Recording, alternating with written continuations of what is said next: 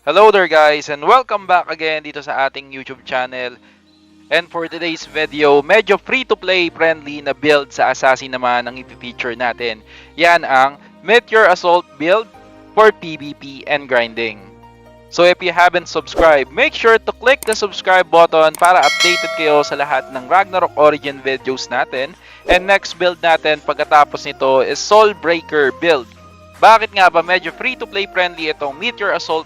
Main reason is hindi siya mataas ang requirements para sa Arc Course and Verus since wala siyang specific course. Second is hindi mo kailangan ng mga enchants na sharp na mahirap kunin. More on pataas attack lang siya, so madaling-madali lang gawin. The only downside sa build nito is number 1, is stationary siya. Number 2, nahahati yung damage niya or humihina pag mas marami yung tinatamaan. Number 3, hindi ka na magiging breaker since skill-based class ka na. O, dito naman tayo sa good side ngayon. Number 1, pwedeng 1 to 2 hits mo lang yung kalaban. Number 2, mabilis lang siyang pumatay ng player since may stun din siya. Number 3, katulad ng sinabi ko, is medyo free-to-play friendly siya. For stats allocation, focus on STR, Dex, and Vitality. The rest, mapupunta siya sa Intelligent for SP regen since malakas siyang kumain ng mana.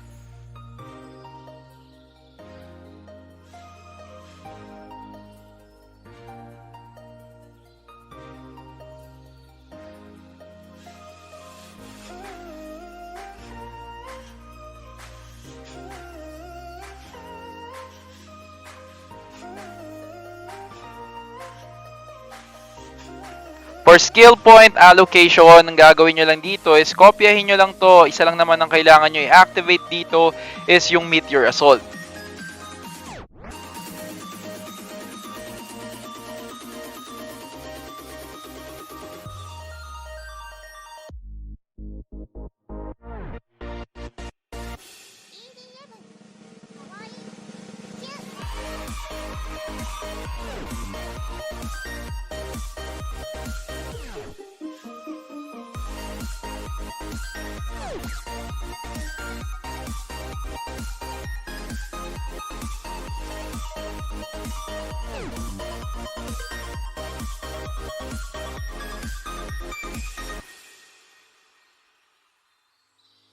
For gears and equipment, I highly suggest na kunin nyo lang lahat ng mga nagpapataas ng attack since puro sa attack percentage and damage increase lang siya lalakas.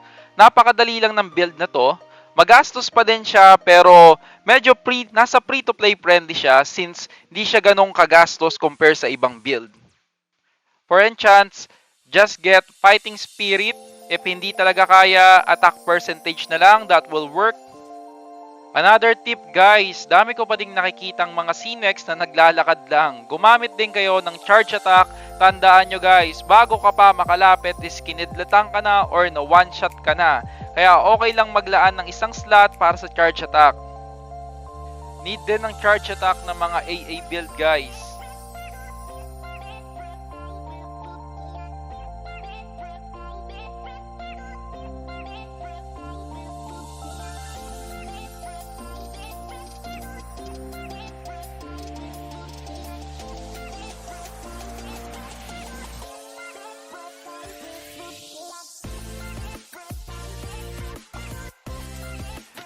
For Verus cores, the best core that you can use is the one that I'm already using, which is Bloodthirst, Miming Toxin, Core Overload, Poison Boost. Other cores that you can use is Mana Length Reversal, so you can have an increase of 12% melee damage, then Holy Light Shield for 50% damage reduction.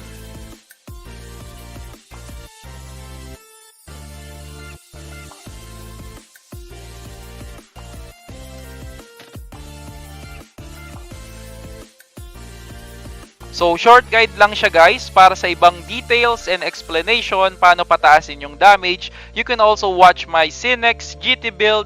Na-explain ko na lahat doon and I hope na lahat ng Cinex guide natin is makatulong sa inyo. Kaya kung hindi pa kayo nakakapag-subscribe, make sure to click the subscribe button to get more updates and video about Ragnarok Origin. And see you on my next video.